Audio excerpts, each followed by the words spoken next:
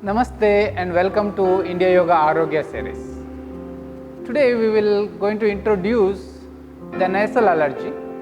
Nasal allergy, one of the common problem among people living in and around the metros, people living in cold countries, and also people have a lot of different allergies types. Nasal allergy also affects them quite a lot.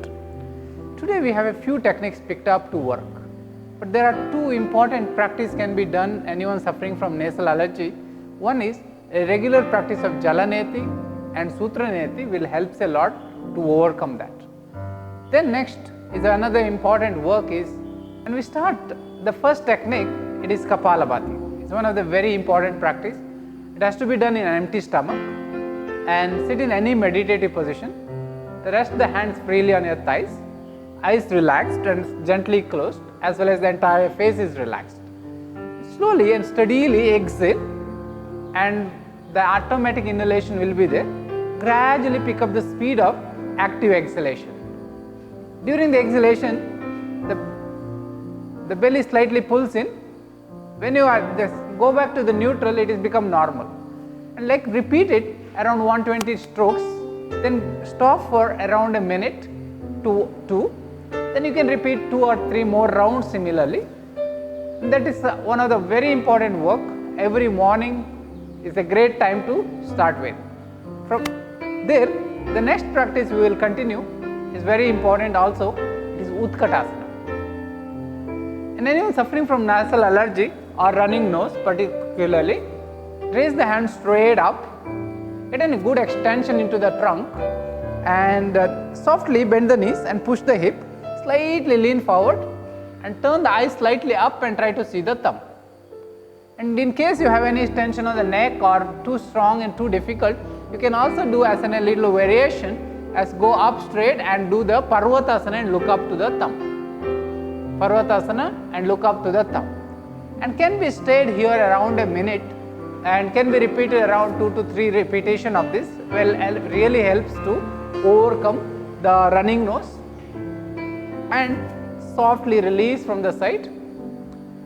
And then the other important and great practice, it is in the Virbhadrasana, where stand in any meditation, slowly split the legs wider, and then raise your hands straight up, palm gently pressing each other, and turn the left toes in and right toes slightly out. Bend the knee and push the hip, and smoothly look up to your thumb. And breathe mainly from the chest and clavicular. A mild contraction has to be maintained on the pelvic floor, and the breathing has to be smooth and long, mainly around the chest and clavicular, but make sure no stress on the neck and knee. But breathe and stay around a 45 seconds to a minute, and the same repetition has to be done on the left side.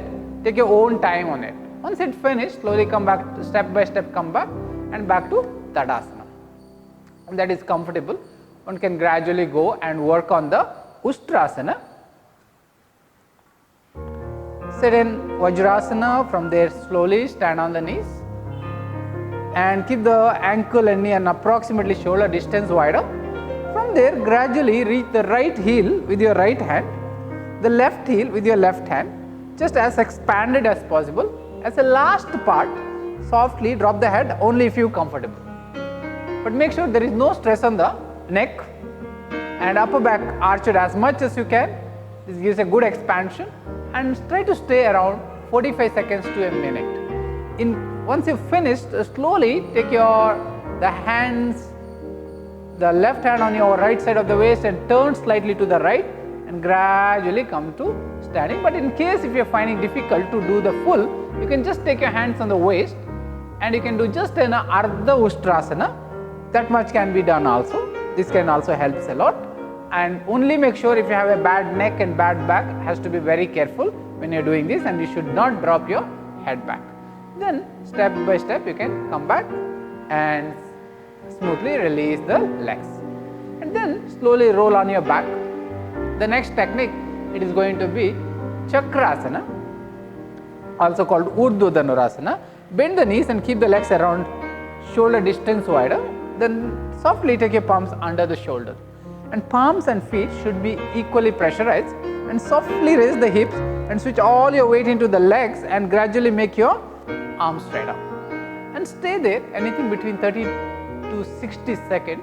Once that finished, bend the knee and elbow simultaneously and softly go back, and that can be repeated anything between 5 to 10 times.